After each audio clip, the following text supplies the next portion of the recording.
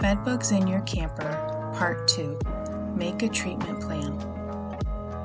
Make a game plan. First, inspect to see if you find bedbugs.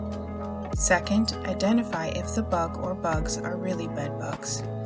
Third, itemize how many bugs you've found and where. Fourth, initiate treatment. Decide if you will hire a professional or opt for a DIY path. I have an infestation. What are my options? Bedbugs can be eradicated in a variety of ways. Hire a professional exterminator to treat with chemical pesticides or heat.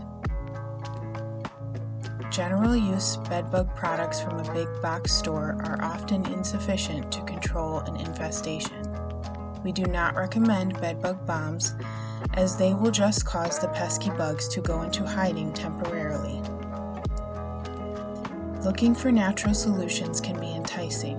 Essential oils, baking soda, peppermint leaves, cayenne pepper, the list goes on and on. These solutions are more successful as deterrents and will not eliminate an infestation. Heat is the only opponent of a bedbug that is successful 100% of the time. Once the ambient air temperature reaches a lethal death point, the bedbugs have no other option but to die. Follow our channel for Part 3, Treatment Options.